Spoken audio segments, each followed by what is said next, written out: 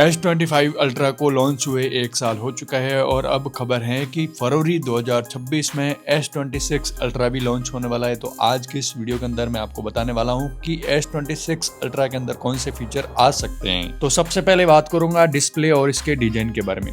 तो इसके अंदर सबसे बड़ा डिस्प्ले होने वाला है जो कि 6.9 इंच का डायनामिक एमोलेड 2x डिस्प्ले मिल सकता है, जो कि अब तक का सबसे बड़ा स्क्रीन साइज होगा। अगर ब्राइटनेस की बात करूं तो इसकी पीक ब्राइटनेस 3000 निट्स तक जा सकती है, जिससे कि कड़ी धूप में भी आप स्क्रीन को एकदम आसानी से देख सकते हैं। अब बात करो अगर रिफ्रेश रेट की, तो स्मूथ गेमिंग और स्क्रोलिंग के लिए इसके अंदर 120 हर्ट्ज से लेकर 144 हर्ट्ज तक की रिफ्रेश रेट होने की उम्मीद है। और डिजाइन के मामले में देखा जाए तो ये फोन पहले से अधिक स्लिम और लाइट वेट हो सकता है, जिसमें टाइटेनियम फ्रेम का इस्तेमाल जारी रहेगा। अब बात करते हैं परफॉर्मेंस और प्रोसेसर के बारे में। प्रोसेसर की बात करो तो भारत और वैश्विक स्तर पर इसमें क्वालकॉम का सबसे शक्तिशाली स्नैपड्रैगन 8 एलीट जेन 5 चिपसेट मिल सकता है, जो कि एआई और गेमिंग के लिए बहुत तेज होगा। लेकिन कुछ चुनिंदा मार्केट में सैमसंग अपना नया 2nm आर्किटेक्चर वाला Exynos 2600 प्रोसेसर भी दे सकता है। अगर रैम की बात करो तो इस बार बेस वेरिएंट में भी 16 GB की रैम मिलने की उम्मीद है, जिससे मल्टीटास्किंग और एआई फीचर्स बेहतर तरीके से काम करेंगे। कैमरा सेटअप की बात करो तो इसके अंदर सबसे पहले मुख्य कैमरा 200 मेगापिक्सल का ही होगा। नए और बड़े सेंसर का इस्तेमाल हो सकता है ताकि कम रोशनी में भी बेहतरीन फोटो आए। अगर जूम लेंस की बात करो तो 50 मेगापिक्सल का periscope lens, 5x optical zoom और